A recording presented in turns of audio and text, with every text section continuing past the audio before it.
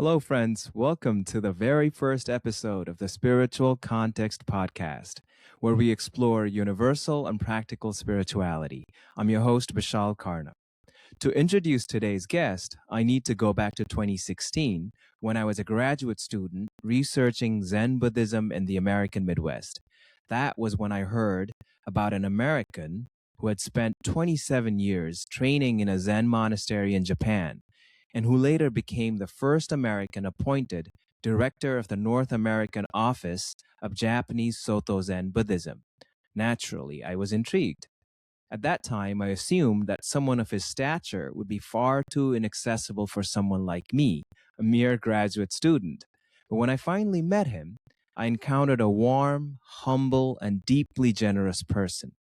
I interviewed him that year, and among all the Zen teachers I spoke with, he left a distinct impression. He was the only one who clearly affirmed the possibility of complete and irreversible disidentification from the personal self, while at the same time stating quite plainly that he himself had not realized yet.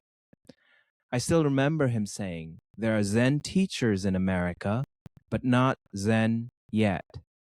By then, he had already stepped down from his role as director of the North American office. He had gotten married and founded Confluence Zen Center in St. Louis. He continues to practice and teach there, while also dedicating himself to translating the teachings of his teacher, Sekkei Harada, whom he considers awakened, as well as Harada Rōshi's teacher, Gien Rōshi. His translations include Essence of Zen and Unfathomable Depths, both by Sekkei Harada Rōshi, and A Blueprint of Enlightenment, and The Formless Record of the Transmission of Illumination. These last two are commentaries on the teachings of Dōgen and Keizan, respectively, by Gien Rōshi. And you can find Daigaku Rumme on confluencezen.org. In this insightful and inspiring conversation, we talk about his training in Japan, his understanding of full awakening, the essence of Zen practice, the nature of present moment experience, and his life as a teacher, priest, and husband in the United States. In him, you will encounter someone who was devoted, completely devoted, nearly 5 decades to the realization of awakening. May this episode support you in the fulfillment of your own highest potential.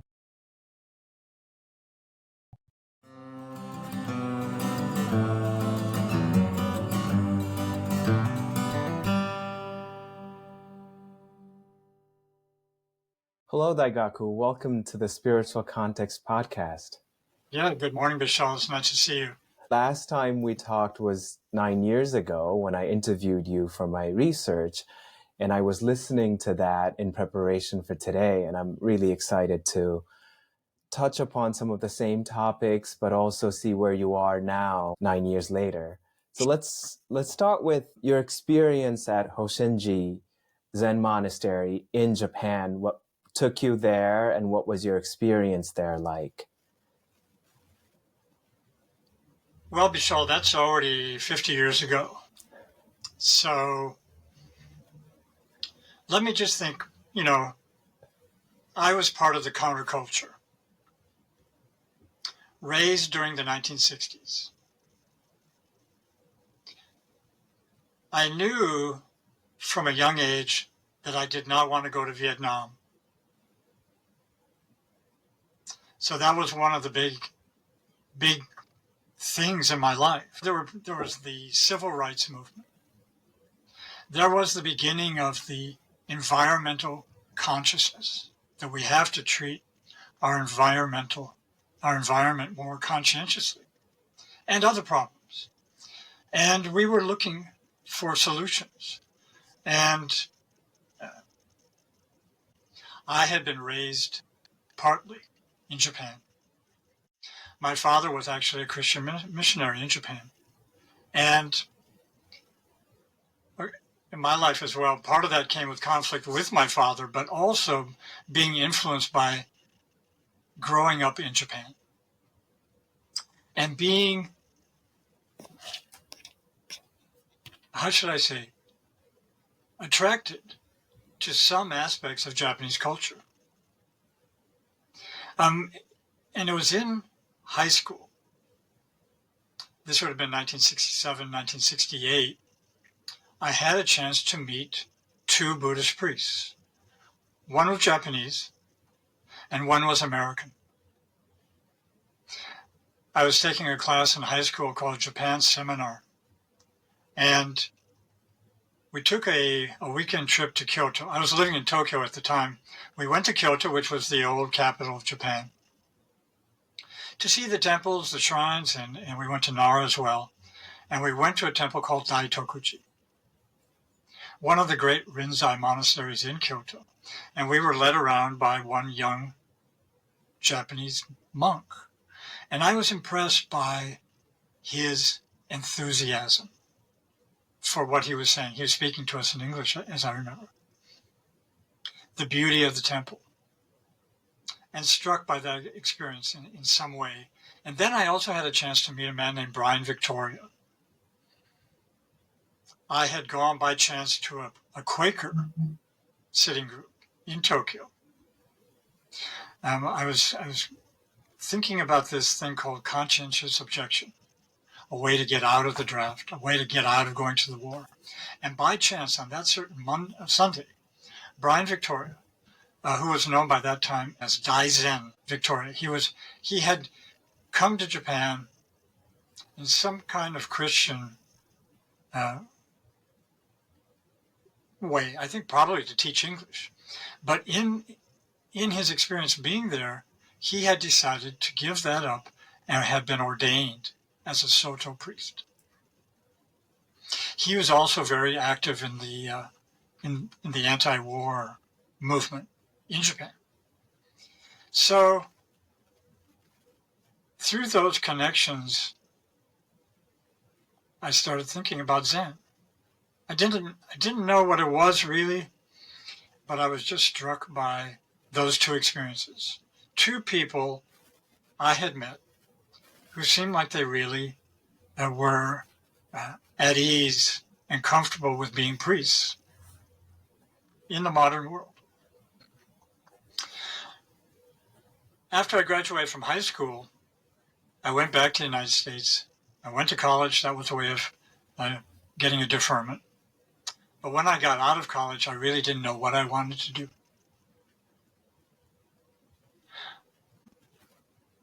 I knew there had to be some other way to live, but I wasn't sure what I was going to do. Long story short, I thought of trying to live on the land, maybe in a commune or on my own.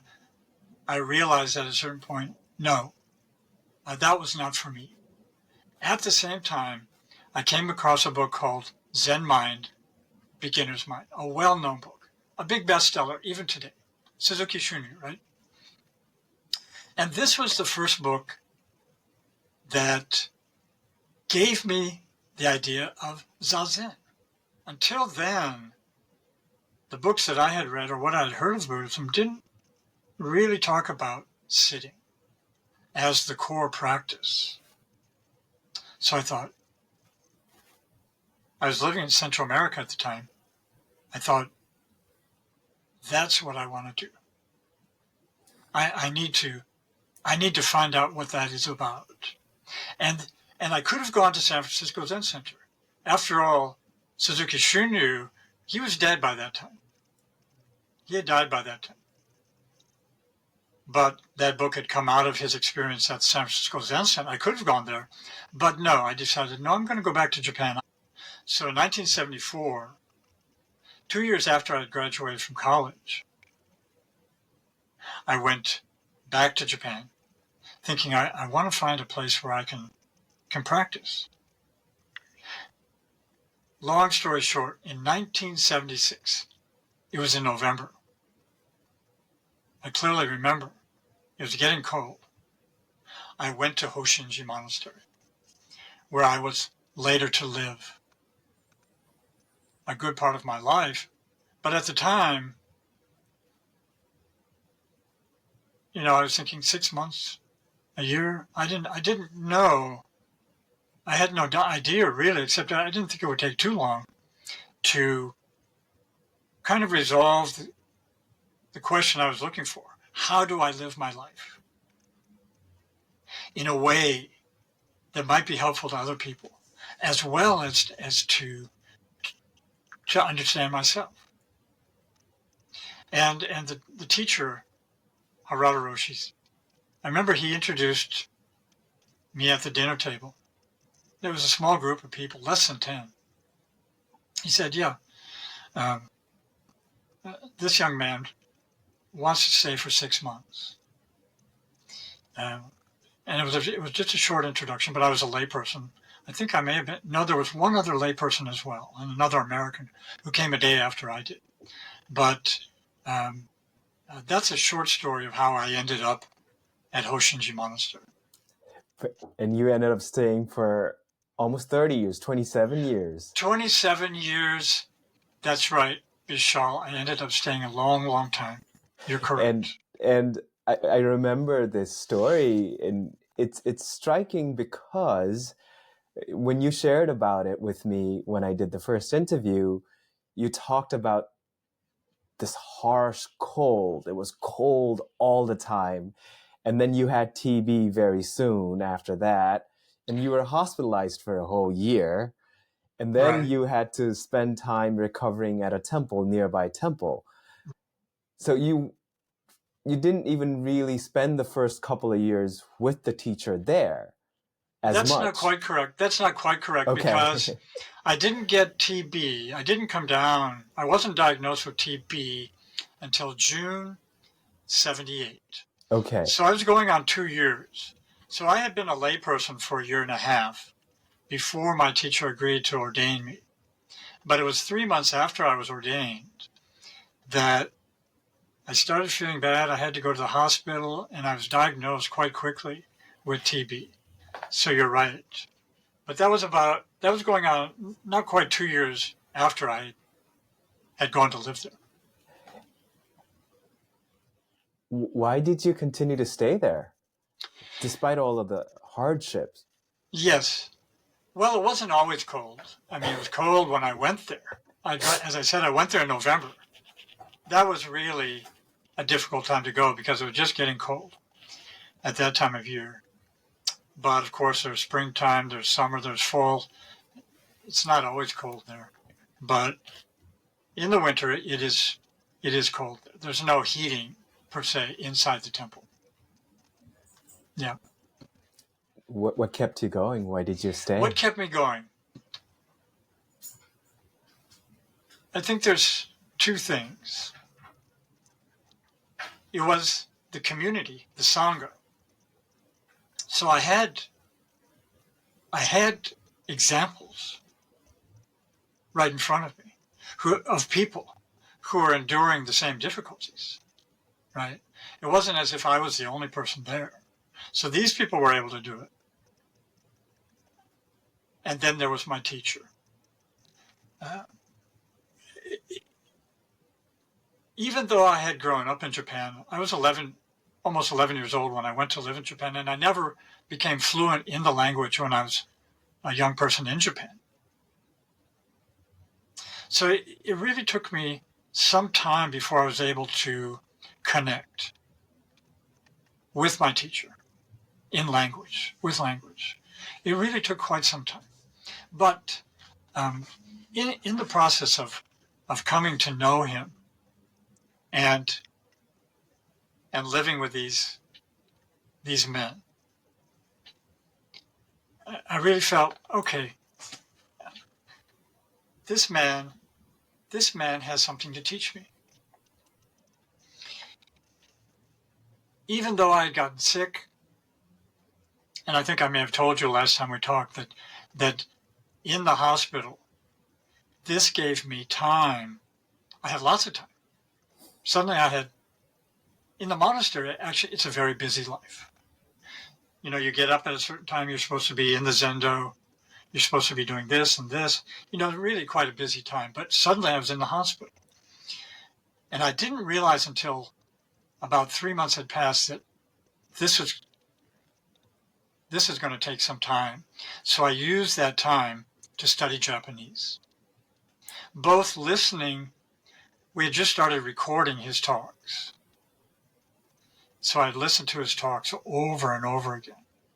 And then I also decided I was going to teach myself how to read and write the Japanese characters, the Chinese characters used in Japan. So that really gave me a goal when I was in the hospital. It was like suddenly my whole existence was, okay, I'm going to, and then I was intrigued by my teacher's talks. So there was lots of stuff I couldn't understand, but then I had a chance to ask other people, what is he saying here? So it was the example of my comrades, the colleagues in the temple, as well as my teacher. They gave me this sense of, yes, this is something important. This is why I've come here. And that's why I stayed. That's why I was able to overcome those difficulties. Your teacher, Sekkei Harada Rōshi, am I saying his name correctly? I prefer to use the Japanese, they said they used the family name first. Harada Sekkei. Harada Sekkei. Tell me about him. And also keeping in mind that in the past interview, you had mentioned and in the book too, actually, that you've translated his talks, you mentioned that he's a fully awakened being. Right. What does that mean? How did you come to know that about him? Harada Sekkei was born in 1926. He almost never talked about himself. But we knew that as a young man, he had been one of the last people drawn up or drafted into the Japanese Navy. So that had been an important experience to him. I never heard that from him.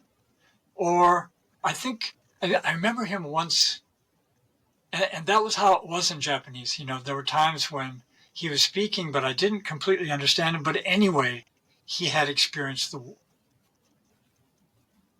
And the Japanese had lost in the war. Big time. Their country was in ruins after the war. I had heard that he had wanted to be a lawyer as a young man, so he would have been 19 years old at the end of the war. Very young. But he had already been in the Navy. In fact, I had heard that he and his comrades had been abandoned or shipwrecked in the South Pacific. So there was that experience of losing the war and being in that whole mindset of with the emperor and so on. He was ordained in 1951 at the monastery where I lived, Hōshin-ji. At that time, there were two masters there. His master, his ordination master, and Harada Sogaku, who was the principal teaching master. Quite quickly, he realized there was some disconnect between the teacher and the teaching. This is remarkable. Because I think people generally want to believe they've found the right place. Mm-hmm.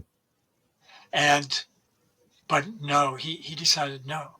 So that would have been difficult, I believe, to leave. I think he just maybe left a note on his desk and took his limited belongings and went to study with another teacher. That man, Inoue Gien Rōshi, became the man he studied with and who he received certification of his enlightenment at a very young age. He was 29 or 30. And then he resolved. He was at Eiheiji for a while, the head monastery, Sōtō Monastery. And then he resolved at a young age to go back to Hōshin-ji to see if he could become the abbot of that temple. That again wasn't just okay, yeah, you're going to be the abbot type of thing. He had to prove himself. So he was the priest of a small temple nearby. By that time, he had married his Gien Rōshi's niece, so they were together there at a small temple. That's before they even had cars. I guess he may have had to go by bicycle. That would have taken, I don't know, half an hour at least by bicycle. And he showed up, and he became one of them on the staff at Hōshin-ji Monastery. In time, he was chosen to be the abbot of that monastery and was installed as the abbot in 1974, 2 years before I showed up. Have I ever shown you a photo of him? I have a photo here. Okay.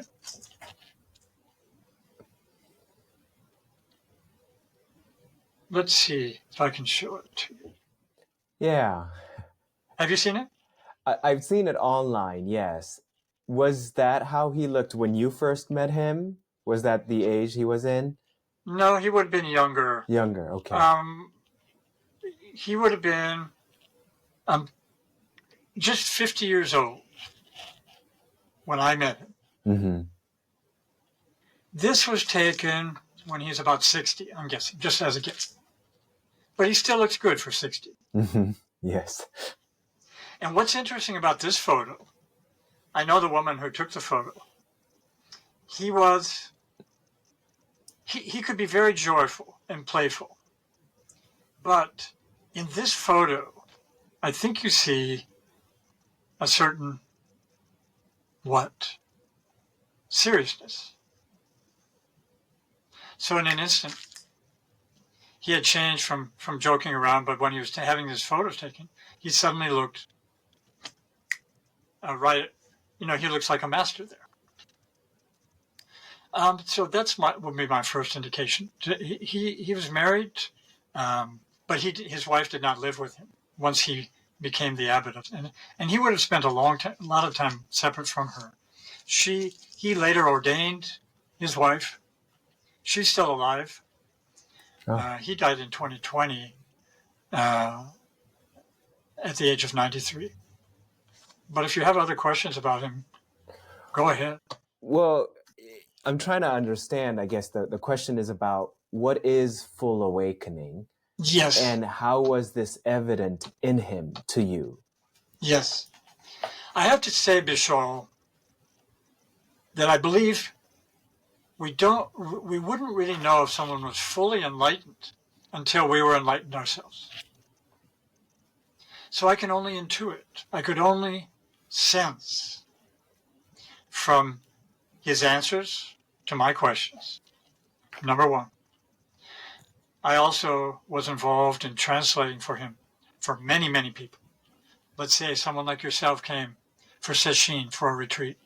You did not speak Japanese, but you would be invited in to have Dokusan with him. The only way that he didn't speak English, never tried to speak English. He relied on people to translate for him all that time. And we have this expression in Zen of two arrows meeting in midair. Two arrows come flying. By chance, they meet. This is quite unusual for it to happen. I think you can imagine. Mm-hmm. But that is a metaphor for the way he could answer questions. You could come in there. You've never met him before. Maybe you've read his book, maybe not. But my sense was he could answer any question that he knew the answer to. If he didn't know the answer, he would just tell you, I'm sorry, I don't know what that answer is. But if it came to the Dharma, people he'd never met before, people from Nepal. We had 2 students there from Ladakh. He could answer any question just like that. So that was one of my primary examples. Plus, let me give you this example. People would come in to Dokusan. There might be 5 or 10. I'd have to sit there for a while.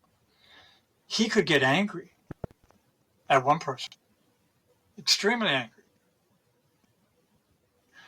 Then when that person left, he could be that was completely gone. That is hard to do. When people get angry, there tends to be a residue at least.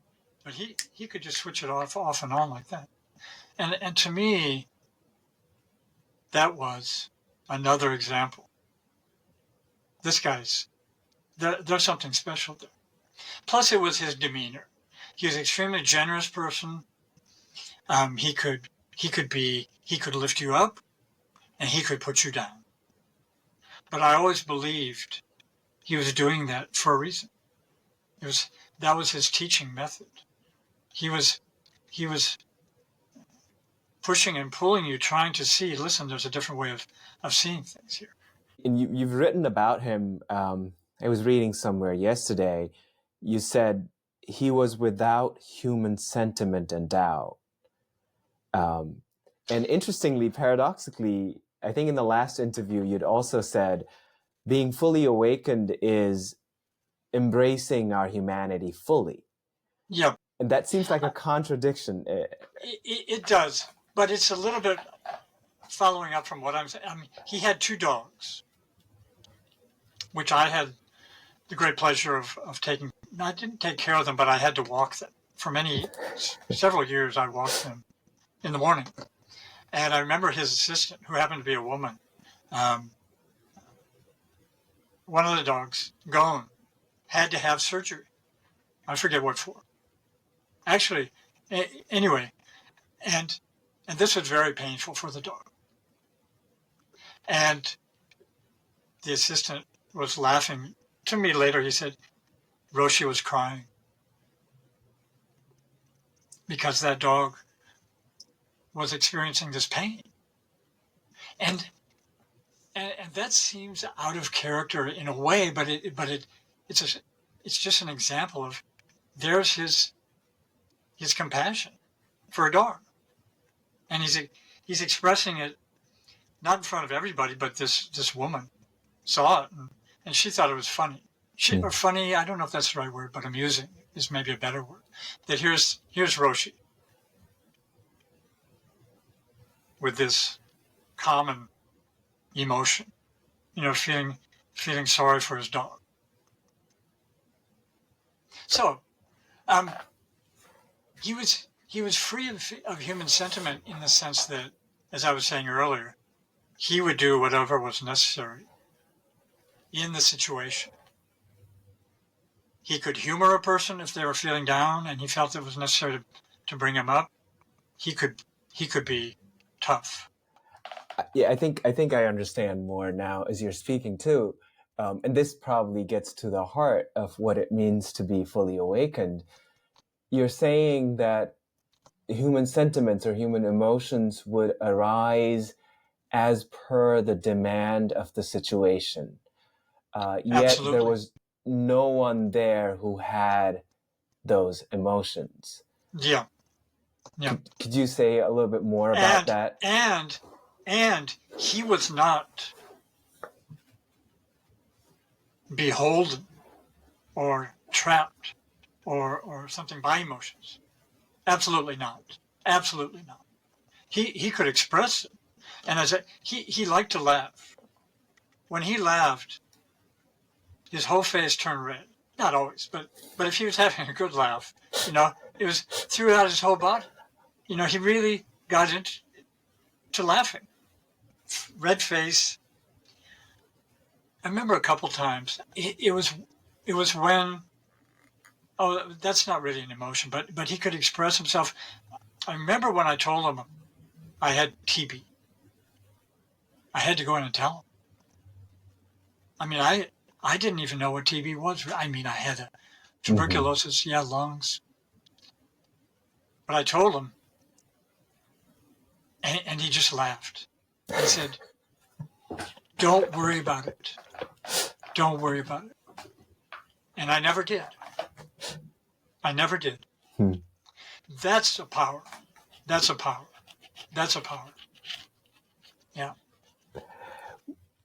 What was day-to-day life like, or weekly or yearly life like at the monastery? It's a simple life, Bishal. It revolves around, it's a 5-day schedule, pretty much. The 5th day is a day off. Those days we shaved, did laundry, learned new things, and so on. The other 4 days were quite regimented. And about 4 months in the winter, fall and winter, and then 4 months in the spring and summer. Those were the practice periods, the ango. So that's a more getting up earlier and so on. So we would get up early and do Zazen, the meditation. But not for a long time, usually just one period, 40-minute period. Then there'd be a rather long, we would go to the Hondo, the main Dharma hall, and chant sutras. Could be 45, 50 minutes, chanting sutras. Then, depending on the schedule, we would clean the temple or possibly have breakfast. Either way, first breakfast and then work, then cleaning, or other way around, first cleaning and then breakfast. A little bit of free time, and then work in the morning, a couple hours. Lunch, 11 o'clock, always at 11. A little bit of free time, work from 1:30 to 4:30 with a break in between. 5 o'clock, dinner, the evening meal, and then Zazen again in the evening. 1 period or 2 periods. So that's the basic schedule. Is Very that simple. the practice period schedule or non-practice period? Practice period. And during sessions, during the retreats, it would be a lot more sitting? That's correct. So there were 3 session in the spring, April, May, June, always the first 7 days of those months. Yes, we got up before 4 o'clock, sat through the day off and on with meals, a little bit of work, until 9 o'clock. We were encouraged to do more Zazen after 9 for 6.5 days. So 3 session in the spring, 3 in the fall, October, November, December. And then a shorter one, we had a shorter one later on in February. So a lot of sitting. At that time, very little work, but outside of sesshin, relatively more work than sitting. Yeah. And was there a communal pervasive sense that everything we are doing here, everyday life, is in a way oriented towards the realization of the Dharma, that we are all in unity seeking this, if that's the right word?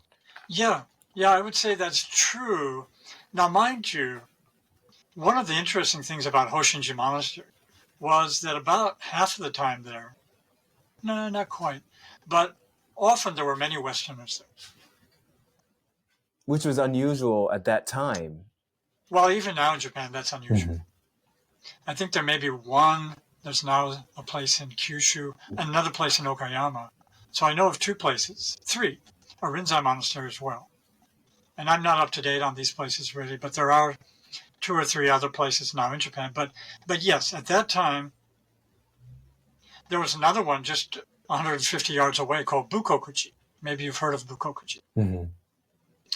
And at that time, there were primarily those 2, and then maybe a Rinzai monastery. But anyway, yes, quite rare in Japan to have a training monastery with that many non-Japanese people there. Unusual. So that added something different.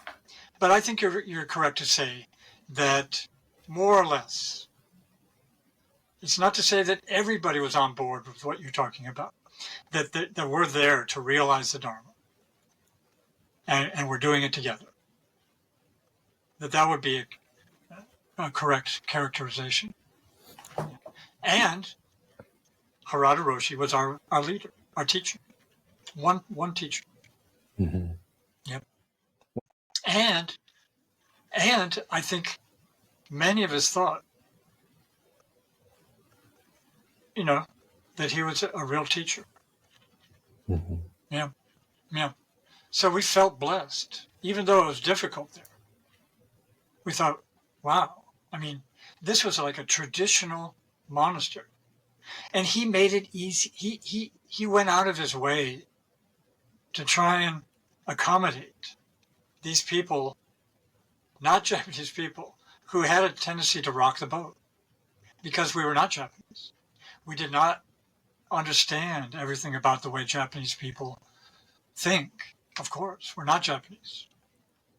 So that threw a monkey wrench in some ways into the monastery, but we were there on our own accord. We had chosen to be there. We could leave if we wanted to. So that added a certain something to the mix. So it was some give and take there. Yeah. Would you explain what is Zazen? How does one do it? Zazen, the best definition is Zazen is Zazen. This is a direct quote from Dōgen Zenji. There's only one place I know in his writings. You can find it in the Shobogenzo. But we often heard that teaching. It's not me who's doing Zazen. And furthermore, it's best not to characterize it or define it. Even though we are often told it's formless. I mean, most people who are familiar with the word associated with people sitting quietly on top of a round cushion, holding your hands and sitting in a certain way. But we were always told, hey, listen, work is also Zazen. So in that sense, Zazen is to eliminate that sense of separation between self and activity. Regardless if you're sitting, standing, walking, or lying down, it's to be one with that activity. And furthermore, it's not me who's doing it. That is simply that activity. That's Zazen. So my teacher often scolded me and say, there mustn't be any Zazen. And that was a big koan for me. I mean, he would say that during sesshin. We're all in the zendo sitting throughout the day. There mustn't be any Zazen.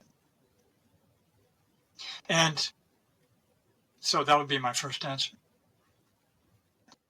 How do you introduce this practice now in the United States as a teacher at Confluence Zen Center in St. Louis? When someone comes, a new person, what do you say? The other part of that thing of Zazen is we're taught we live within Zazen. So whatever we do is Zazen, ideal. Well, I'm fond of, it's funny, I still do translation work. I'm still working on some of his old stuff, kind of putting it together in a book. I mean, it came out in Japanese, so I'm looking at that now. But in there he says, yeah, I could never tell. He's talking about teaching in the West. I could never tell people to just sit because they wouldn't understand it. And yet we're all familiar with that Sōtō teaching, right? Just sitting. But anyway, we have a beginner's night once a month at the Confluence Zen Center. So you're asking me, how do I introduce them? So I have a little brochure. I go through the what I call the protocol, the forms we use in the center. And then I say, we have a special schedule on beginner's night. Instead of 40 minutes, sitting 40 minutes, which is a challenge for new people, we break it up into 20 minutes sitting, 5 minutes of kinhin, 15 minutes of sitting, which makes 40 minutes. So I say, okay, what are we gonna do for 20 minutes? And everybody's like, yeah, what are we going to do? Of course, some people come, more and more people come these days who have done some kind of meditation. That's not unusual at all.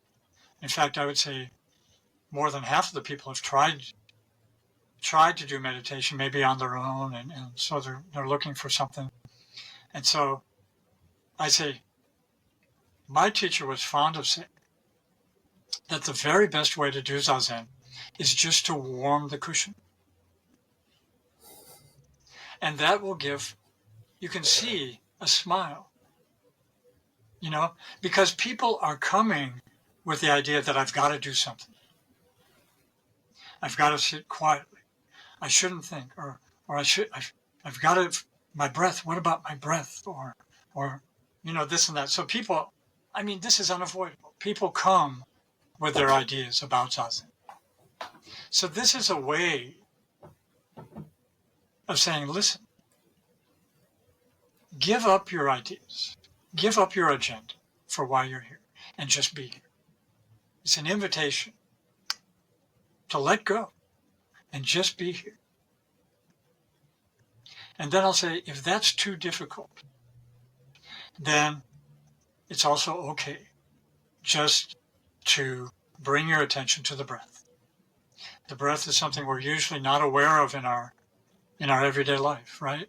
Unless we're in a special situation where we're running or this or that, we're just not aware of our breath. So here we can borrow this automatic function and just bring your attention. Now, these things are actually the same. The intention there is to eliminate that sense of separation between you and sitting, whether it's the breath or just sitting. So that's one way that and then I'll ask any questions. I welcome questions, but oftentimes people say, no, they're thinking about this, and I've been wondering, I've been doing this 10 years now. I'm wondering if this thing of just warming the cushion is too difficult for people. I think I was reading Harada Rōshi's interview last night. I think it was something that was for Japanese TV and it was translated to English, but he was saying how it's difficult to say to a Westerner, just sit. Right. So he says, similar to what you're saying, grind Zazen with Zazen, or eliminate Zazen with Zazen. But just to backtrack a little bit, for instance, when I took a course, my first class on Zen Buddhism, we were taught Zazen literally means seated meditation. And then the other term that was introduced was shikantaza, which means just sitting. So any type of seated meditation, if you're sitting and watching your breath, or if you're sitting and doing some kind of mantra or doing some kind of visualization, all of that is seated meditation. But shikantaza is what you were talking about more specifically, what Dōgen would say, dropping the body and mind, dropping of the body and mind. Is that a fair characterization? Yes. And here we have to be careful, because my understanding is just sitting is the explanation of somebody who's awakened. They're using words, 2 words, or shikantaza, to express a condition where there's nothing. There's no consciousness, there's no awareness that I'm sitting. That's completely gone. And so that person is using those words to describe that situation where there is no Zazen. But when we hear the word just sitting, we are caught within those words. And people, they imagine all kinds of things, like particularly sitting without a goal. You'll hear that a lot in Sōtō, that just sitting is to sit without a goal. Furthermore, they as you say, people tend to think of that word as limited to that position, that form we take in the Zen. You're sitting quiet. You're not going to move at all, like a mountain. And furthermore, maybe even not think. You're going to try and not think. People have these ideas about what just sitting is. But my teacher often said, sitting, forgetting sitting. So here's that emphasis on letting go of that I'm sitting. It's no longer me sitting. Furthermore, forgetting that you've forgotten. That's just sitting. It's so when I try to let's not, without using the words zazen or shikantaza, when I try to sit and meditate, I'm aware of the sensations, the body as sensations, cluster of sensations. I'm aware, if I close my eyes, of visual sensations of light particles. If I open my eyes, of visual sensations of things around me, and sound, of course. Taste, if I've had some coffee. Smell, I'm aware of the breath, the movement of the breath. But even in reporting all of this, there's also still a sense of that there is something that is aware, something that is observing.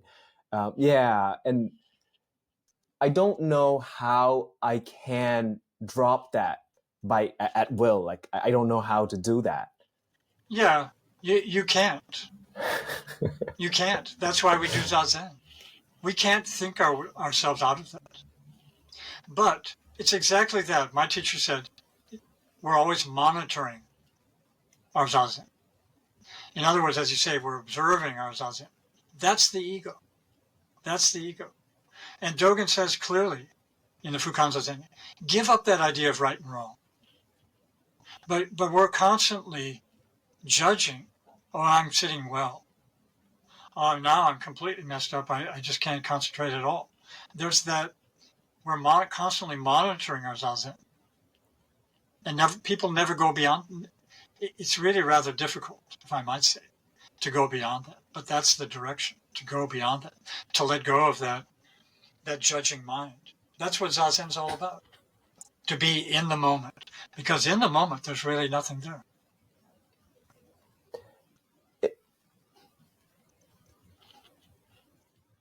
There are these sensations, visual, auditory, smell, taste, tactile, and also thoughts and feelings. When you say there's nothing there, do you mean there's nothing beyond those sensations, or there's no sensations either? Yeah, that's a good, interesting point, because the instant we're aware of something, taste, oh, incense, oh, sound, I hear a sound of a motorcycle, it's already passed. That's the thing. We live in the past, in our thoughts. In the moment now, it's impossible to perceive it. Once it's perceived or recognized, it's already passed. So that's another thing that I often say on beginner's night. And maybe I mentioned it to you when we talked before. I'm very fond of a short Japanese poem. This very moment, just think of only this. The past cannot return. The future cannot be known. 4 lines. Attributed to Ryokan, but I've seen versions that predate him. This very moment, just think of only this. Just be in the moment now. The past is gone. We can remember the past, but it's past. We can't hold on to it, nor can we change it. Likewise, the future is unknown, even 5 minutes from now. Furthermore, human beings can only think of the past and the future. We live in the past and the future. We don't really. Zen is about studying, if you wish, the moment now. Whether you're sitting, standing, walking, or lying down, what is the moment now? That question is really an important part of Zen practice. Okay, let me see if I understand. One, you are saying the sensory reports, even the sensory reports, including the report of thoughts and feelings that are being experienced, the report is already of past events. So it's already a split second behind the nanosecond. nanosecond behind the presently unfolding exactly. now. Exactly. And also in listening to the interview that I had done with you before, a couple of things became clearer to me. One, you talk about how, and this is a big teaching in Buddhism, how the mind is also a sensory organ. Can I say something? Yes, of course. Yeah. 3 points. Thinking is a sense function.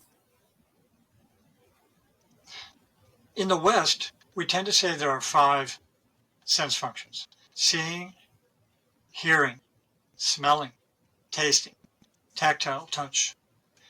In the East, and I suppose this is true in Hinduism as well, thinking is a sense function. It's not me who's thinking. Thoughts simply arise and disappear. Secondly, we can only think one thought at a time. Most people on the street here in America, if you ask them, how many thoughts can you think at the same time? Oh, maybe 2, 3. No, we can only think one thought at a time. So it's impossible to judge a thought. That is purely the ego's delusion. Oh, that was a good thought. Oh, that was a bad thought. Oh, that was delusion. Oh, that was enlightenment. That's completely a delusion. And I was going to add another one, but those, I'm skipping the third one at the moment, but just let me offer those 2 important teachings from Buddhism that I feel I have to tell my students. Mm-hmm. Thinking, because we, in the West, it's like, oh, I'm thinking a bad thought. We beat ourselves up. We feel guilty a lot of times for thoughts that have nothing to do with me. They've simply arisen and disappeared. Furthermore, we have to emphasize there's only one thought at a time. One thought has to completely disappear before the next one arises immediately. That stream of consciousness, I believe, is enlightenment. But we're in the habit of monitoring and judging our as if we could see our thoughts. But those thoughts are gone. Further, the other thing I want to say is, whatever we think about the past or the future is happening now. There's that irony. Whatever we think, those pleasant, we were on vacation. You're thinking about what happened. Or oftentimes there's a little bit of regret about the past. Either you want to hold on to it or you want to get rid of it. And there's often a lot of anxiety about what might happen in the future, even though there's no way of knowing how it will turn out, for better or for worse. Zen is ready to bring your attention to the moment now. It's not to say we shouldn't plan for the future, but we shouldn't be beholden to it. You should be able to live without that anxiety, even though anxiety is also part of life too.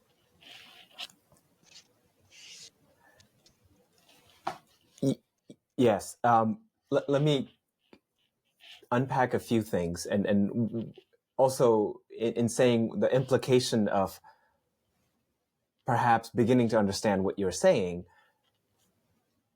After listening to our interview from 9 years ago, when I was sitting, it occurred to me that what it means that thoughts or thinking is also a sense function. If I hold that as true, then a thought that occurs is similar to a sound that occurs. When a sound occurs, I don't personalize it. It's just a sound that has occurred. Similarly, a thought has occurred. I don't have to say, I thought the thought, because I didn't sound the sound just occurred. Right. So it's the same with feeling. A feeling has occurred. That does not require that I posit a feeler or a thinker. And the other thing that occurred to me is when Dogen Genji says, and this I believe was based on the story, what he heard at the moment of his awakening, drop your body and mind, drop the body mind. And it occurred to me that there is really no body to begin with. There is no body. There are just these sense functions that arise of their own. There's sound and there's hearing consciousness, but neither of those require a hearer. Right. Beyond the sense functions, there is no body other than the body that I have formed in my own perception. And beyond the thoughts and feelings, there's no mind. So it's, and what also seems big, what you're saying too, when you were saying there's one thought at a time, and if you become one with that stream of consciousness, as you called it. So what really strikes me about Zen, and in some way in contrast with my understanding of Hinduism, is that in Zen, it's you've completely become one with the flow of phenomena rather than withdrawing from the phenomena to some deep place of oneness. It's rather eliminating that gap between phenomena and oneself. Just as positing the oneself is already creating the gap. So when I think I am doing Zazen, I'm already separated from Zazen. When I think I'm hearing something, I'm already separated from the hearing. Yeah. Is that all really true? Yeah, very good. I mean, we use the word environment a lot. So we're always one with the environment. So the sense functions are simply, they have to be one. If there's a sound, we don't have to try and hear it. Mm-hmm. We never had to train our ears to hear it. It's simply there from the time of birth. And so this thing of, you refer to Dogen Zenji when he had his enlightenment experience, I've dropped off body and mind. The teacher said, no, mind and body dropped off. They always were dropped off. He had simply realized, oh, yes, he always had been in that situation. We live within enlightenment. We are always one with our environment. The problem is thinking. Thinking is what derails us in a way, which prevents us. It's that ego consciousness, which everybody has to go through. That's something also that from birth, from the young age of 2 or 3, the child is recognizes its name. And from that time on, that ego consciousness takes over. But that's something we have to go through. But it's really about seeing through that consciousness, that mask or that filter that prevents us from seeing that, oh yeah, I always was one from the beginning. And in the Fukan Zazengi, Dogen Zenji says it's Zazen is not thinking, but also not thinking. So it's not sitting and trying to eliminate thought. Is that correct? So if a student who practices with you at Confluence Zen Center comes to you and says, when I sit, there's so many thoughts. My mind is thinking about yesterday, thinking about tomorrow, thinking about lunch, dinner. What do I do? What would you say? It depends. I think there's 2 main ways to go there. One is, just let thought come and go. It'll settle down.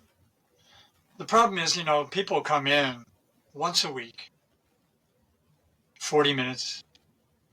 In their busy lives, they're constantly thinking. They have to. You have your job, you have your family, or not. We're in the habit. Thinking is a habit. We need it to navigate the world. So to expect to come in to the Zendo and think, I'm just going to turn it off.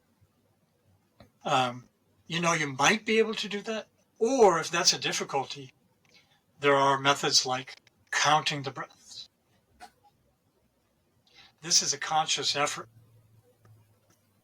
You're told to count to 10. But the idea there is, as my teacher often explained, was when you count 1, that's all there is. There's no 0, there's no 2. 1 is the whole universe.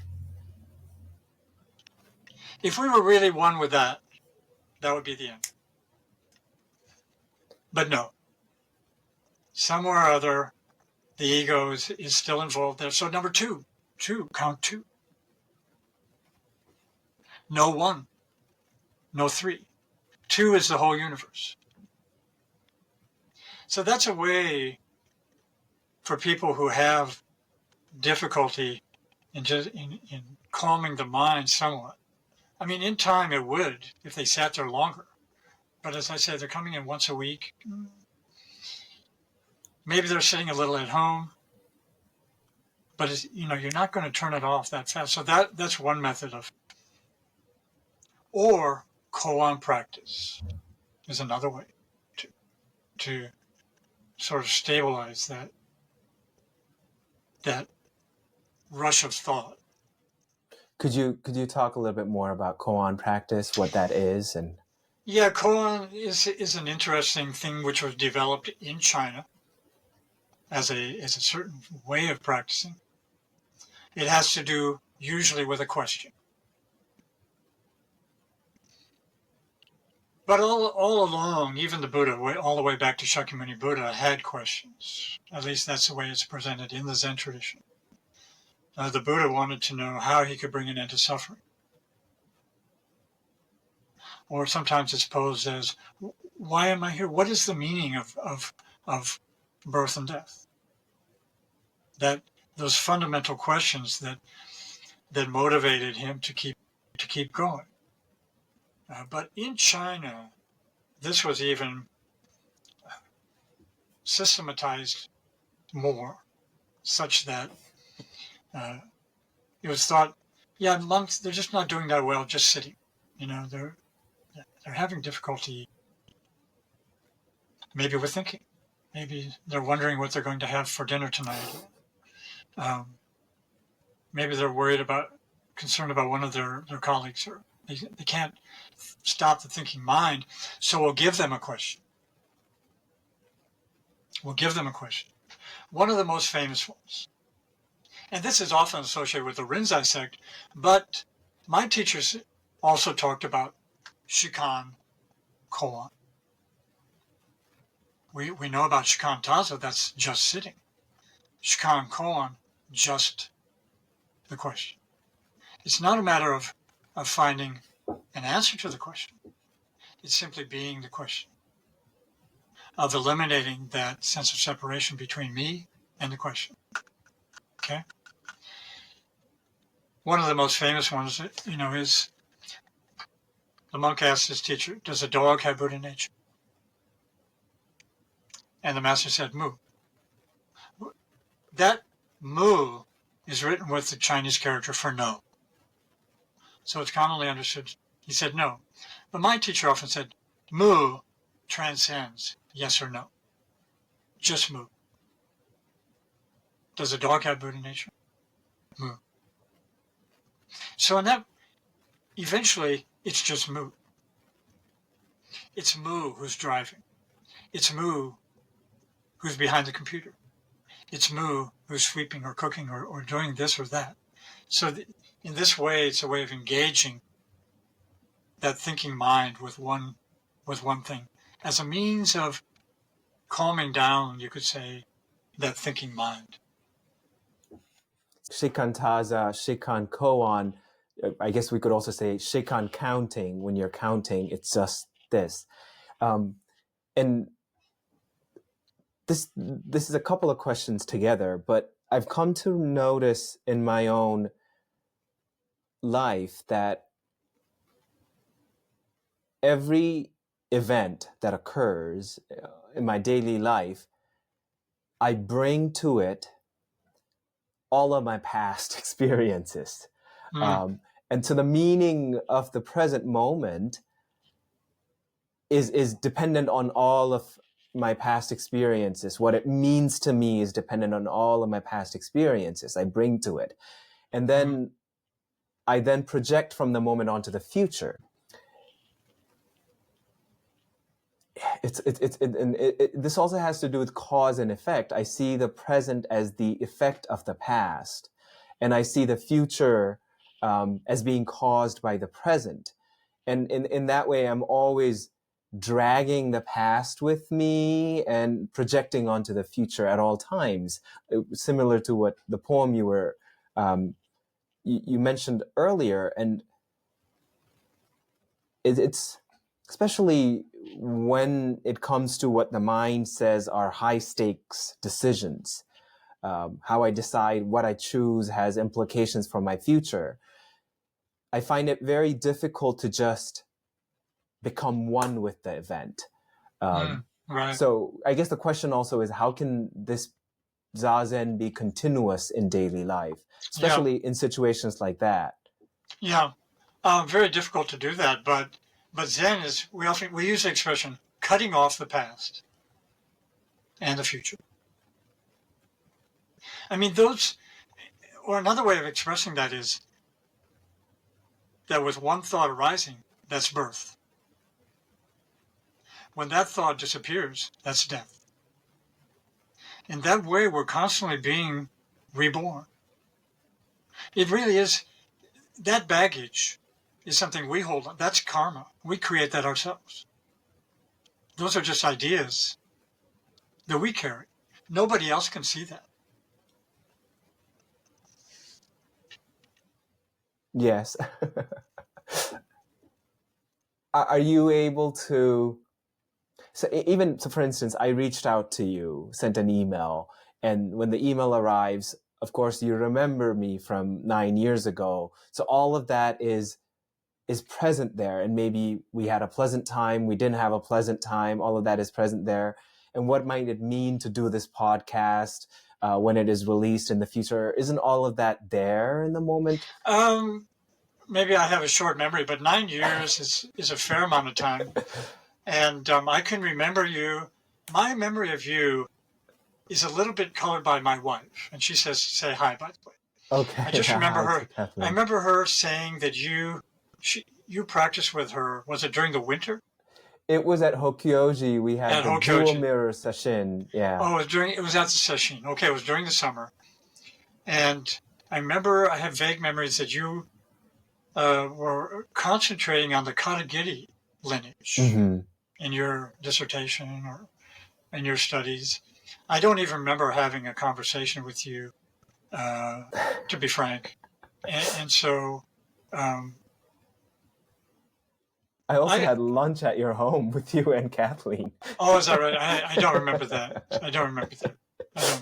I mean, I think in that way, letting go of the past is a big part of life, of not holding on to past experiences, even though we do it, of course. But I'm not one who takes photos a lot or has photos. I have a few. I have that photo of my teacher, or videos and stuff. I don't tend to do that. I like to go day by day. Yeah. I mean, those things can really color your experiences of the moment now, as you say. And I'm not sure that's a good thing. Let me put it in a more concrete situation. Say I have just received a diagnosis for a chronic illness. Okay. What does it mean to practice shikantaza, or to be shikantaza in that moment, to just be in that moment?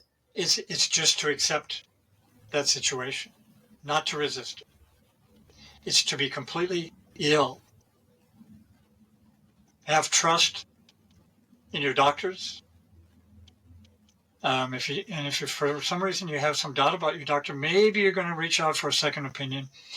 but really to take it on a day-to-day basis, and really accept that situation, as opposed to trying to resist it or feeling bad about it, or I mean that's just how it is. That's a fact, That's you're not going to wish it away. In a way, it's complete and total acceptance of things as they are, as they arise. Very much so, and not saying, "Oh, that's a bad thing." That's just what happened. That's. I mean, it's like kind of like what I was saying about what my teacher said when I told him I had TB. He said, "Don't worry about it." And in essence, that was his teaching. You've got to accept it, but don't work yourself into some kind of anxious state because of it. I mean, that was a huge teaching for me.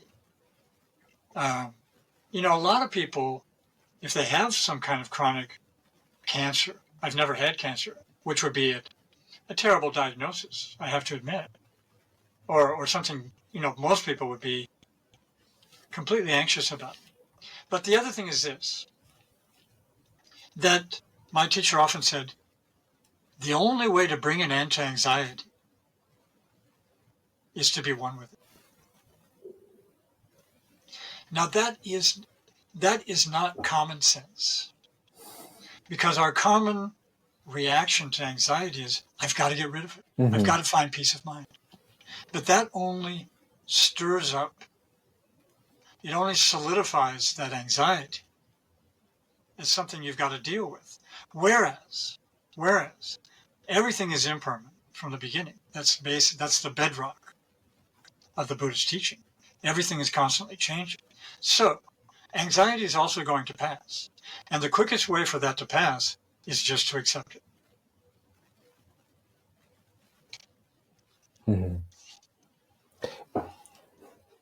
I have a couple of questions related to Dogen's teaching, and I know both of these teachings you're very fond of because we talked about them last time, and I've heard you talk about them in other teachings you've given or interviews you've done too. So the first is Dogen Genji says, to study the Buddha way, and I know you prefer the term study than learn, to study the Buddha way is to study the self with a capital S. To study the self is to forget the self. To forget the self is to be actualized by myriad things. When actualized by myriad things, your body and mind, as well as the body and mind of others, drop away. No trace of realization remains, and this no trace continues endlessly. Yeah, this is his best known teaching. Lovely teaching. And I may have mentioned this before, but in Japan, where there are so many different kinds of Buddhism, Pure Land, Nichiren, and so on, I've heard, for example, Pure Land priests use this teaching. That's remarkable. That's remarkable, but because there's quite a, in Japan it's become, if you're a Pure Land person, you're going to really concentrate on Shinran or Honen. And so this is a real indication that this teaching has touched Buddhists of other streams in Japan. This comes from the Shobo Genzo, the Genjo Koan chapter in particular. Just a lovely, lovely teaching. Yeah. He's saying, to study. Sometimes this verb in Japanese could be translated as learn, but to study just seems a bit, as you say, I prefer it. If you want to study the way of liberation, which is what the way of Buddha is, liberation is what it promises, right? Liberation from your sufferings, your anxiety, your doubt. Study the self. And what's great about that is he's not saying read the sutras, read the Shobo Genzo, or such. Study the self, right? It's, in the end, I'm putting words into his mouth. He's saying, listen, this is the Dharma. The body and mind, that is the Dharma. That's what you've got to know. Study the self. But it's not the way we typically think of the self as me. There's something larger here. And sometimes, and so as you mentioned, I often make a capital S in this first phrase. To study the way Buddha is to study the big self with a capital S. In the original, he's using the same Japanese word for the small self and the big self, but that's because he's, as I see it, he's talking from an enlightened point of view. But the second part is probably the most important part of this teaching. If you want to know the big self, the cosmic self, the self that's really one with the universe or beyond and beyond, you've got to forget the small self. And as I was saying earlier, from the young age of 2 or 3, very gradually we began to think of this as me. That it's me who's hearing, seeing, smelling, tasting, touching, and thinking. From the Buddhist point of view, that's a delusion. That me does not exist. That's an idea that we carry with us, but it doesn't exist. It's only seeing, only hearing, smelling, tasting, touching, thinking. These senses work automatically and freely with the environment. In fact, they're always one with the environment, including thinking. So to forget that self, if we can truly forget that self, I prefer the word verified. You have actualized in your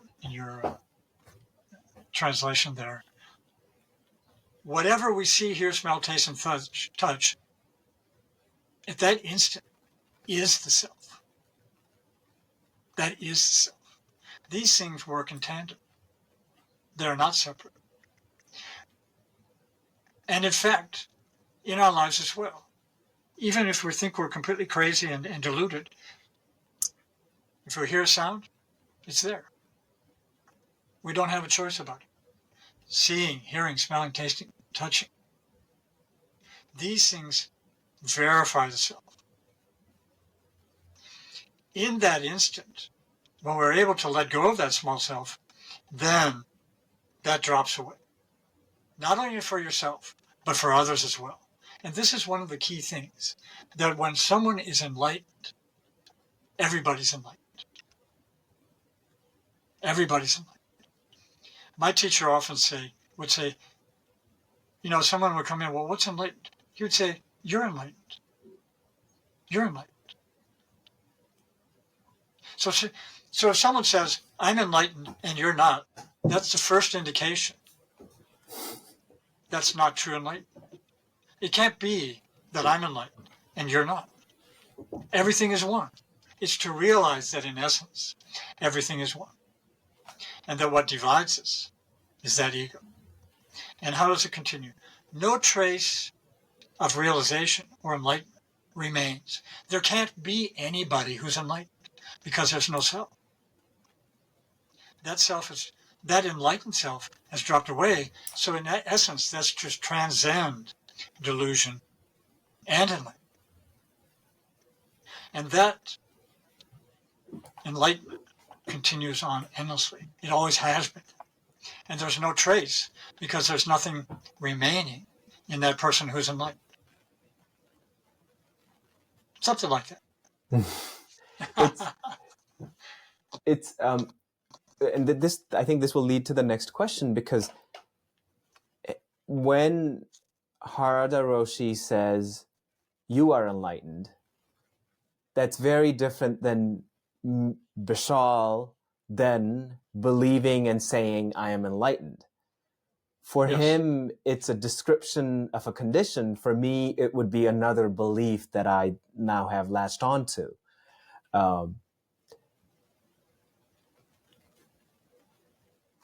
So the question then is,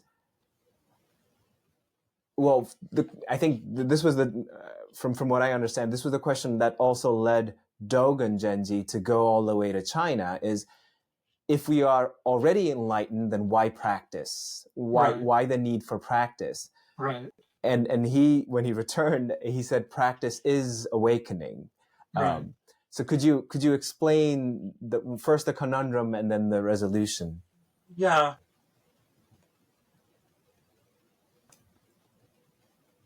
I mean, and this is what distinguishes Zen from other schools of Buddhism.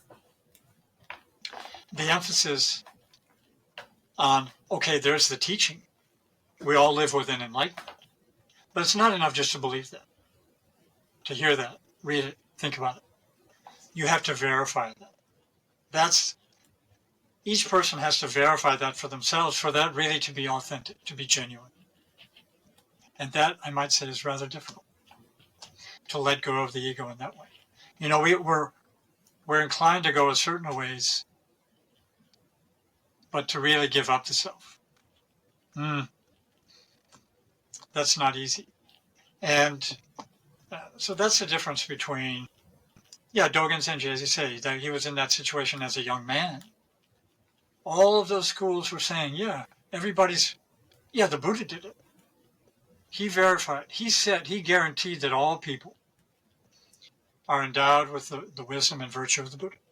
He said it from the beginning, 2,500 years ago, or 1,800 years ago, whenever Dogen was living. And a lot of Buddhist schools take that as an article of faith. So faith is very important.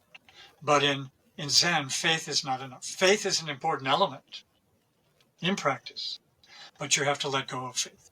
Because faith implies somebody is believing in something.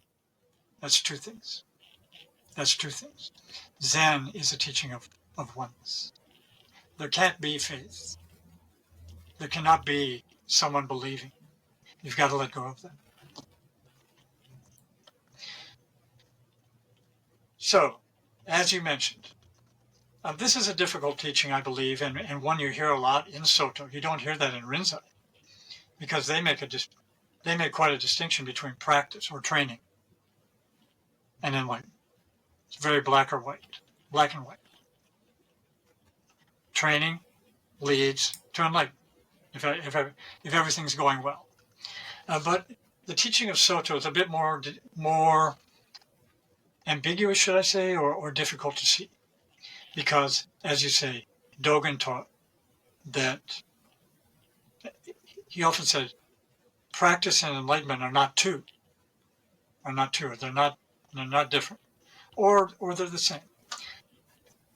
This is the teaching that cause and effect are one. That there's no gap. That the cause is the result. That there's never just a cause, because the cause immediately is the result. So if you're really one with practice, that would be enlightenment. But you have to verify that. It's not enough just to read about it or think about it or,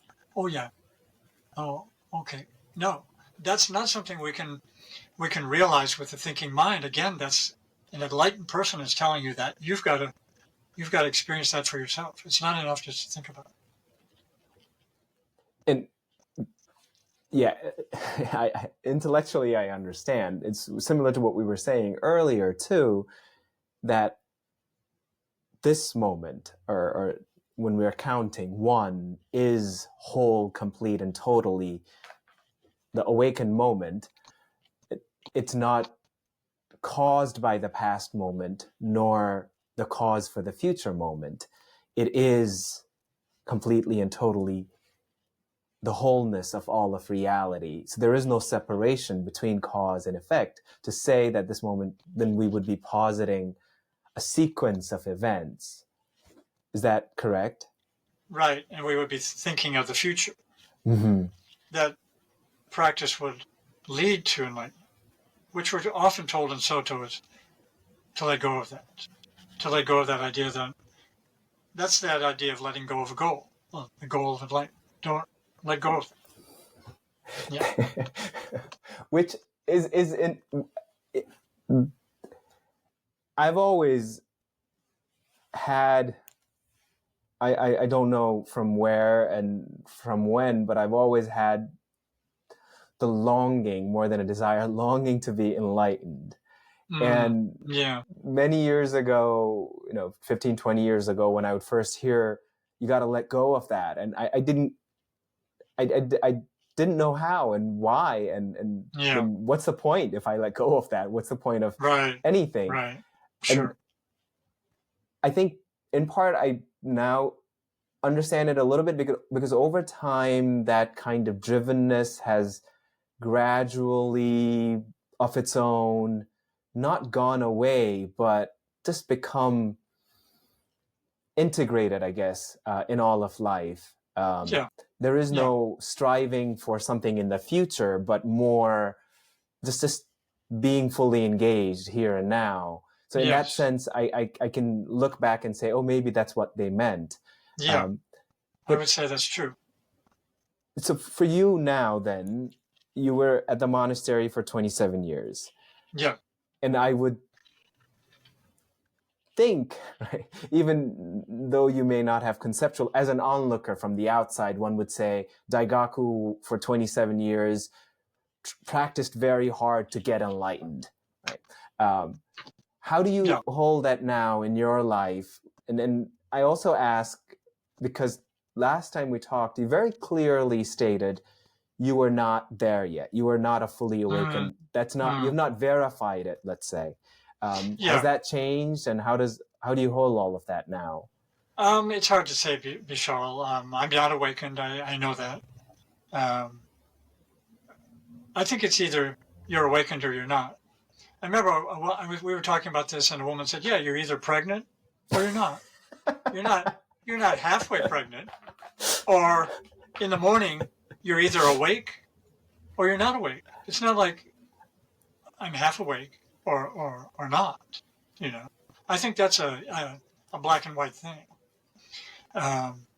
So I know that, and I think that's important to know that I still strongly believe that this is an important part of Zen practice, that awakening.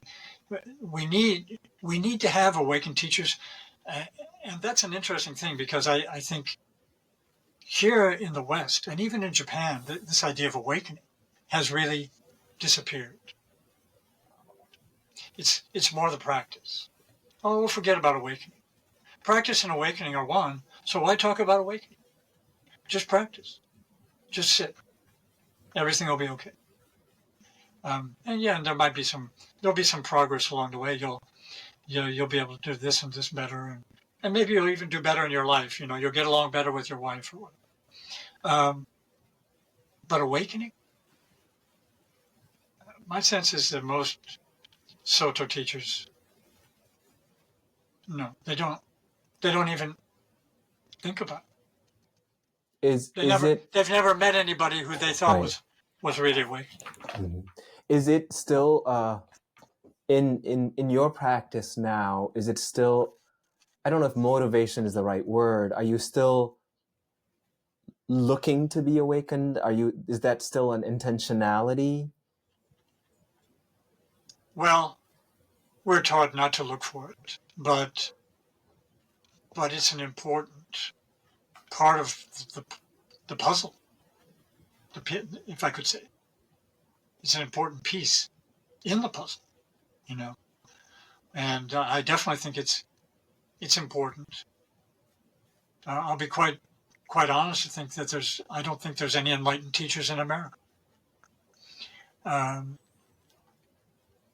My teacher might scold me for saying that, but people do their best and such, but what we find is that people are in the words, and I have to say I'm that way as well.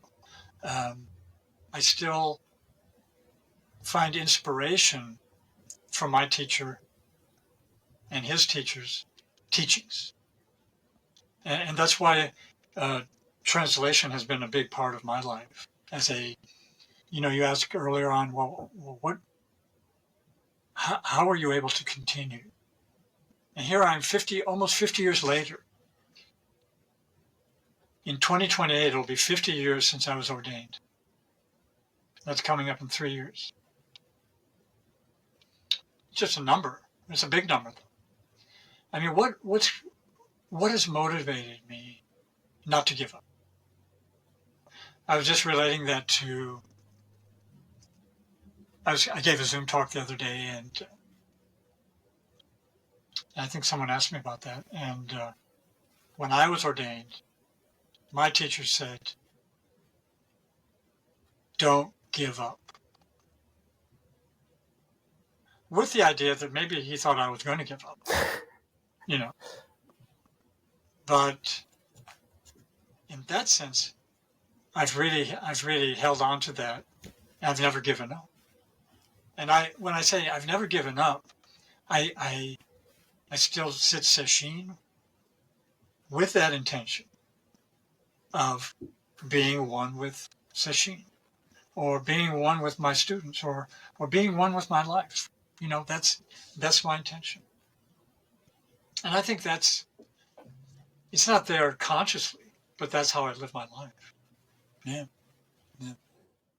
I think. Oh, go ahead. Go ahead. Well, I was going to ask, we've talked about there is no ego self, right? There's no thinker behind the thoughts, hearer behind the sounds. How and as a way of characterizing, let's say, the awakened condition, where that sense of self has been dropped, how does loving kindness and compassion factor into all of that? Where does that arise? I think that arises simply from the teaching that we're all, that we're all together in this, that, and particularly in my case, it's to try and present the teaching in a way that people can see, oh yeah, this is how, people come with expectations. And a lot of times they don't return. So I'm not, it's always curious to me that, like on Beginner's Night, I mentioned earlier, what motivates a person to come? And I've never really, we don't have time to really go into that. But I can just imagine that, they're looking for some peace of mind in some way or other. Otherwise, they wouldn't come out on a Monday night. They've been at work, they're going to watch TV or do whatever they do on a Monday night. But no, they're coming out to, what's meditation all about? So I try and present it in a way that I try and take it into consideration, how could this possibly work in their life? Although I have to be honest, a lot of times they don't come back. But I think compassion arises from putting yourself in their shoes and wondering, what could this mean for me? Yeah. So from the realization of non-separation, to the degree that we do realize that, it's a natural arising. Yeah, I experience the same emotions. I get upset, angry, sometimes. Sure, I get angry too. My teacher said, if you can recognize that somebody's angry, that means you get angry too. A long time in my life, I thought, I never get angry, but that's not true. Anyway, anger, anxiety, those things that people dislike the most, I experience those things too. So, but there's some really important teachings here that I can try and say, these can be here's a way of working with anxiety. This could be really helpful, for example. Mm-hmm. Yeah. I think that's where compassion comes in. You realize these people we all have the same emotions. It's not a matter of searching for peace of mind so much as, letting anxiety be. But that is a complete, for many people, that's like hard to, as we say, wrap our heads around. It's like, right. Never heard that one before, so I'm not sure if I can do that.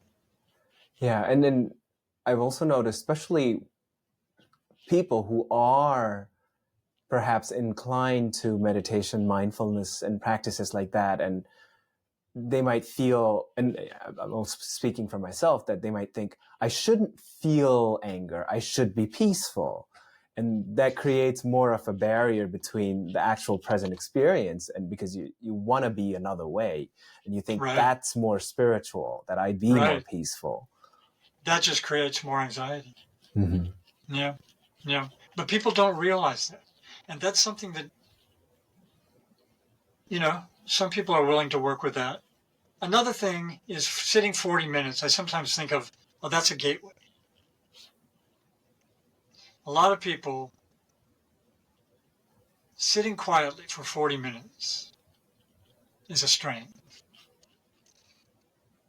And I feel like that's a little bit of a challenge that I put there. Some places sit only 20 minutes or 30 minutes. But traditionally, 40 minutes has been the time, or 45. And I think some people, talking about people who don't come back, they might think, I don't know if I'm ready for that. Mm-hmm. You're saying how it's been 50 years since you've been ordained, and I'm thinking, at this point, almost half. 27 years you were at the monastery, and you've been out of the monastery for 20-something years. I left in 2003. 2003, so 22 years. Yeah. And then you've also been married for now 10, 12 years? It'll be 10 years in October. 10 years in October. And how has life and practice more specifically changed after leaving the monastery for you? And how has marriage been a practice? I have a good friend from high school. So we've known each other 6 years. Is it 60? I don't know. Something like that. Yeah, 60. Well, not quite 60. But we're still in touch, He lives in San Francisco. Great person. He is one of the few friends I had who came and saw me. I think he came twice, actually, to the monastery. So he has an interest in what I'm doing. He's interested. And he was just amazed. He said, you were in the monastery 27 years, and now you're living in San Francisco. So I moved from the monastery to San Francisco. He said, that's just amazing. Of course, it was helpful that I was living at the San Francisco Zen Center. That was kind of a buffer. But still, I was out in the world. I was working. I had to use a computer. I had to learn how to use a computer. I'd use a word processor in the monastery. But I always credited that to my teaching, from my teacher, that we had to be able to accept our conditions, our environment. So along the way, I started doing translation work inside the monastery.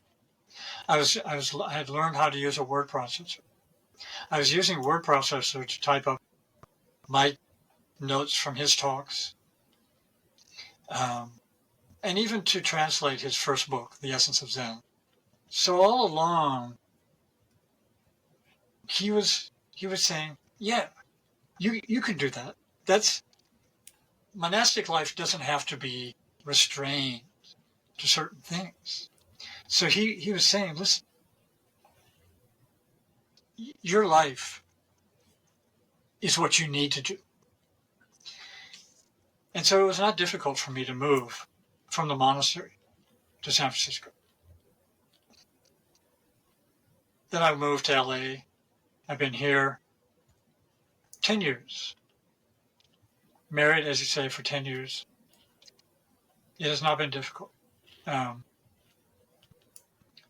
And that's because of that training I had to embrace whatever came up in my life, whether it was getting sick in the hospital or doing translation work or whatever.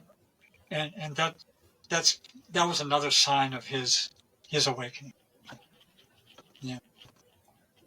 Yeah.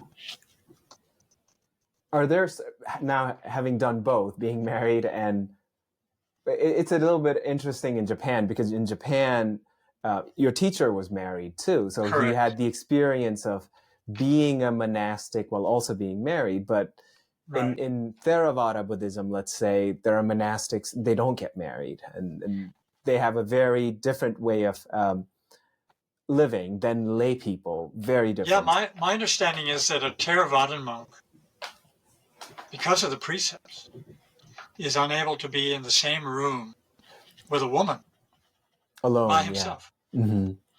No, that would be breaking the precepts. Mm-hmm. But that's not true in the Mahayana precepts. Mm-hmm. We don't have a precept like that. In fact, the precepts are meant to mean letting go of self and other. Right. That continual, ego consciousness of self and other. Let go of it. That's the precepts. We say Zen and the precepts are one. Yeah, being married has been a great teaching in itself, Bishal. It's just another example of, you got to give up the self. You got to give up the self. Mm-hmm. I had a friend in San Francisco who said, the secret, he was married. I was not married at the time. He said, the secret of marriage is just 2 words. Yes, dear.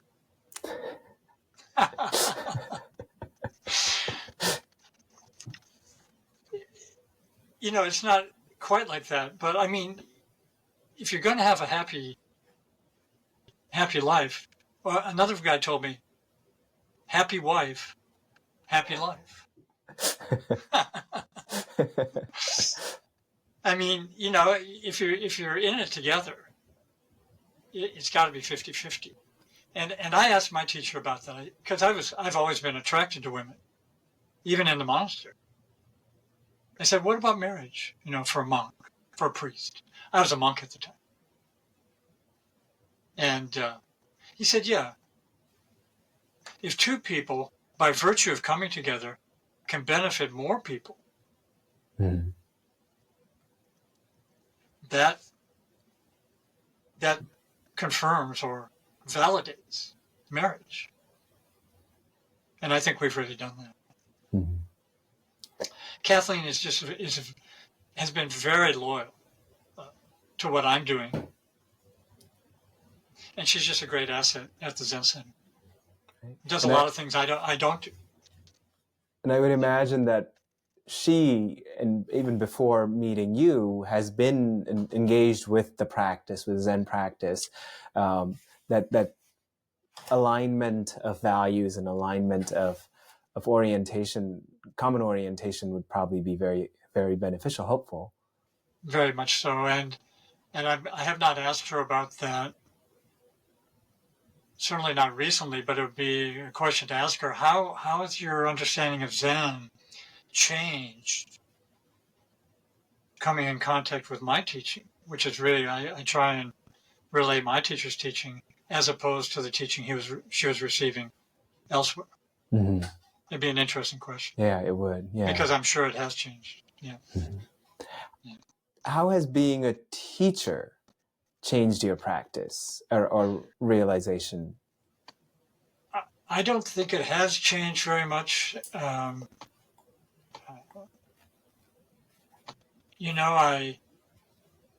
realized that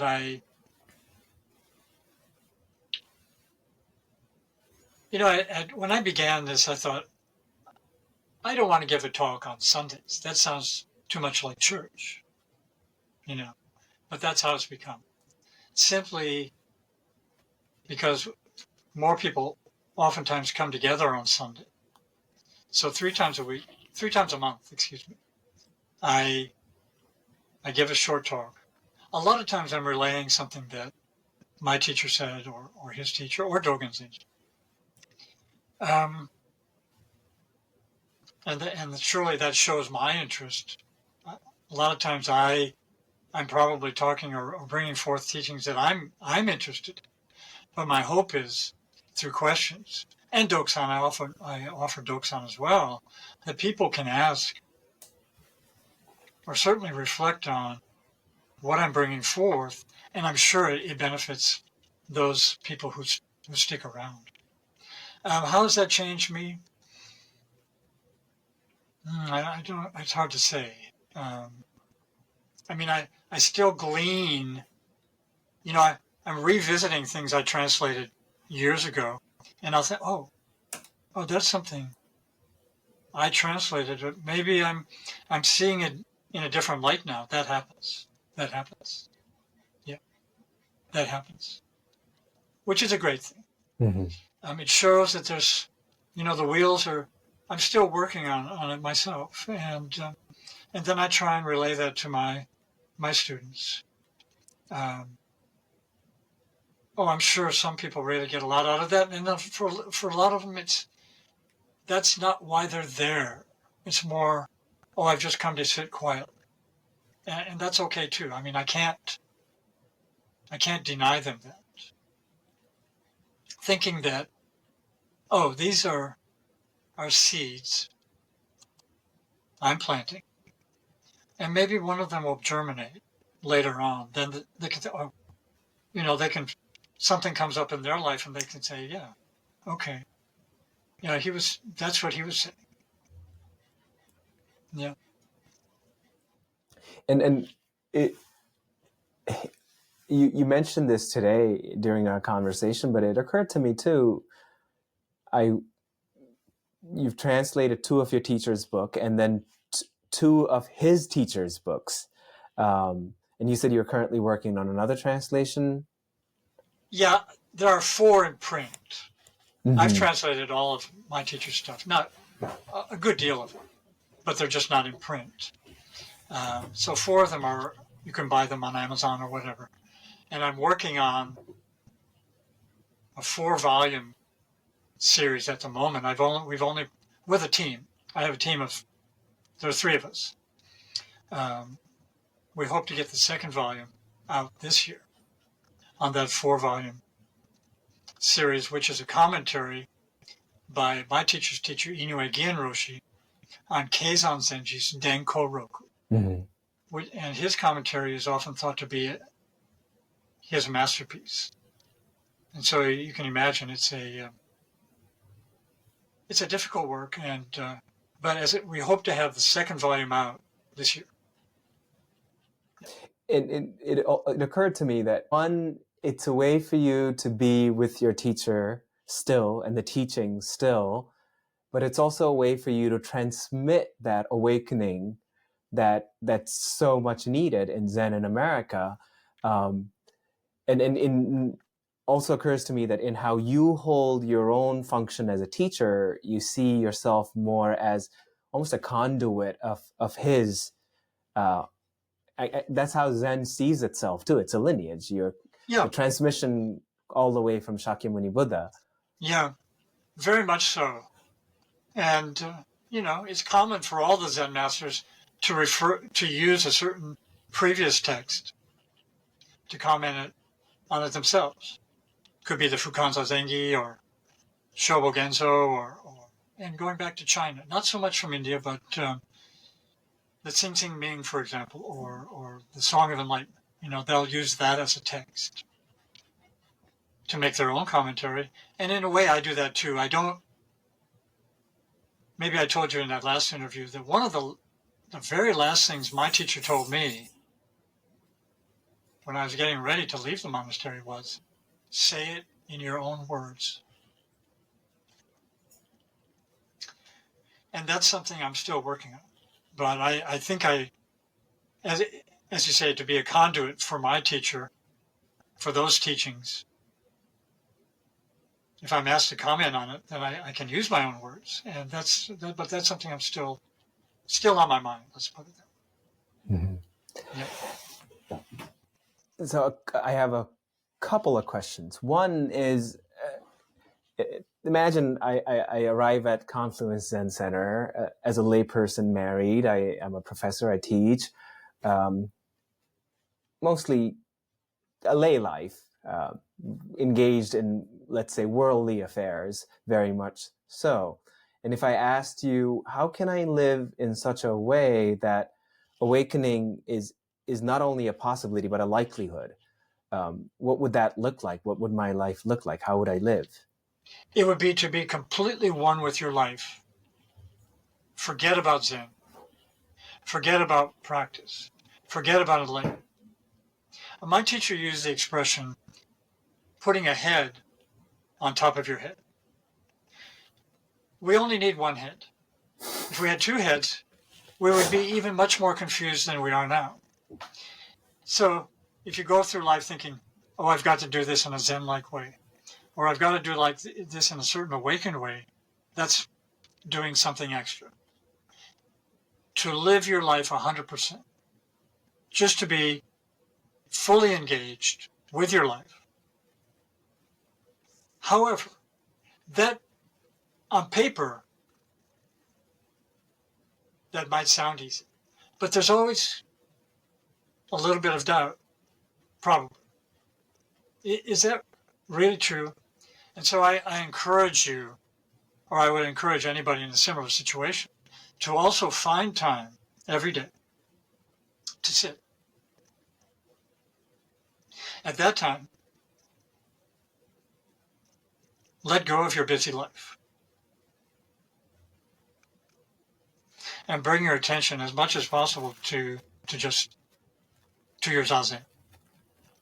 Thoughts will come and go, but don't ignore, just let them come and go. Or bring your attention to the breath or counting, just to be here. But when you stop that, let go of that, and then just your life, 100%. That would be my suggestion. So what comes up as a response when you say, just live your life, let go of Zen, let go of enlightenment, just live your life 100%, what comes up as a response is, if I let go of Zen, if I let go of, let's say, the precepts, if I let go of awakening, I fear I will just be swept away by my own base instincts, by my own fears and desires, and my life will be just a series of reactionary impulse reaction. Yeah. I mean, that might come up. So, I mean, that's where Zen as a certain practice, the sitting practice. Perhaps reading a sutra, if, the Hanya Shingo, the Heart Sutra, if that helps you in your life, for example, to chant that or read that. Maybe a little bit of study too. My teacher's book, The Essence of Zen. A little bit of input, but to have that strong belief, that faith, because that's what the Buddha said. The Buddha said, you are enlightened. You have the wisdom and the virtue of the Buddha. To have that faith, that's important too. I guess that would be an important element too. And then Hakuin said, well, if you have faith, then you have doubt. You don't just have faith. There's always that doubt of, do I really understand that? I mean, that could be another element. And then thirdly, the determination to really bring an end to faith and doubt by transcending them. But the way to do that would be to be completely one with your work as a professor, to be one with your life as a husband or a friend or a son. These are all elements of our life. Just to be completely one with those things. That is Zen. So you would need to have that faith too. Mm-hmm. Yep. My final question is, you mentioned this briefly today, but in the interview we'd done 9 years ago, you'd said that there were two questions that you held strongly in your heart that led you to searching in the countercultural way, looking for land, and eventually you found your way to Zen. One of the questions was, what can one person do in the face of the great suffering of the world? What can one person do? And the second was, how can one live a genuine and satisfying life? Yeah. So what answers have you discovered? We frequently we chant the 4 bodhisattva vows, right? Sentient beings are numberless. I vow to save them. I mean, that seems impossible. How could one person do that? But I've come to realize that, yes, all beings are saved. All beings are saved. But to really be able to impart that to others, like my teacher was, I've got to save myself. So we say in Zen, Zen is a way to save yourself by yourself. It's not a matter of relying on Buddha or God to do that. It's really up to me to verify that I can do that by myself. So that's how one person could do that, by really transcending the ego. Or the other way to say it would be to let it drop away. So that's something I'm still working on, but I still have that faith. And I get that from, as you were saying earlier, through my translation work. That's like they're saying to me, yes, you can do that. Not only me, that's not only me, but that in my role as a priest, yes, that's something you can do. So that's still very much on my mind. And that, to be able to do that would really be a genuine, satisfying life. I mean, there would be nothing more satisfying than being able to do that. And that's still something to be honest, I'm working on. But I feel like that's the direction I'm going. And that's the promise of Buddhism. Yes, you can do it. Yeah, so those are still important questions for me. I know I said that was the last question, but I have one more question. What would you title your autobiography if you were writing your autobiography? Oh, gee. Some people have encouraged me to write about my experiences. I haven't done that. I'm not sure if I would ever do that. I'm